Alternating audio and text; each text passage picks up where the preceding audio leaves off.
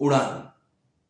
परी एक 8 साल की लड़की थी। एक दिन वह मां की पूजा के लिए बगिया से फूल लाने गई थी। जब वह फूल चुन रही थी, तब एक पुराने पेड़ के कोटर से उसे ची ची की आवाज सुनाई दी। फूल चुनना छोड़ वह भागी भागी पेड़ के पास गई और कोटर में झांक कर देखने लगी।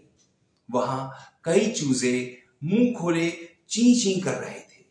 शायद वे भूखे थे और मां को पुकार रहे थे। परी जल्दी ही मां को फूल देकर वापस लौटी। चिड़िया के कोमल मासूम बच्चे उसे बड़े प्यारे लग रहे थे। शायद अंडे का खोल तोड़कर आज ही बाहर निकले थे। लेकिन यह क्या, एक अंडा तो अभी वैसा ही पड़ा है। इसका चूजा अभी तक बाहर क्यों नहीं निकला? परी सोचने लगी। अब तो फूल चुनने के बहाने परी रोज रोज उन्हें देखने आने लगी। कई दिन बीत जाने के बाद भी जब चूजा अंडे से बाहर नहीं निकला, तो परी को चिंता होने लगी। आखिर एक दिन अंडे का खोल टूटा, लेकिन चूजा अभी भी दिखाई नहीं दे रहा था।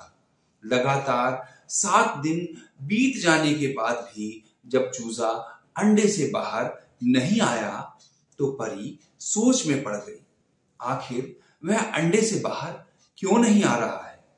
क्या बात हो सकती है? परी को उस रात नींद नहीं आई। अचानक एक विचार ने उसे खुश कर दिया।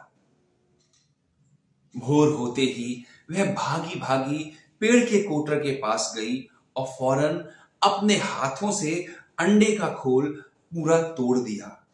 अब चूजा आजाद था। उसे आजाद देखकर परी बड़ी खुश हुई। कुछ और दिन बीतने के बाद परी फिर उदास रहने लगी। जब वह देखती कि मां के आने के बाद जहां दूसरे बच्चे मुंह खोलकर दाना चुगने के लिए बेचैन हो जाते हैं, वहीं यह एक तरफ चुपचाप पड़ा रहता, न हिलता, न डुलता, न चींची करता। दूसरे बच्चे तो 5-6 दिनों में ही उड़ने लगे थे। इसे आखिर क्या हो गया है? यह क्यों नहीं उड़ पा रहा है? उसे तो कुछ भी समझ में नहीं आ रहा था। एक रोज लेटे लेटे वह कुछ सोच रही थी कि तभी वह उठकर बैठ गई। चूजे का जीवन और किसी ने नहीं, मैंने बर्बाद किया है। मैंने जीवन भर के लिए उसे अपाहिज बना दिया है। यदि वह स्वयं खोल की रुकावट को हटाने का प्रयास करता, तो आज वह भी अन्य चूजों की तरह उड़ान भर रहा होता। अब कुछ नहीं हो सकता, कुछ भी नहीं। परी पछतावे में जल रही थी।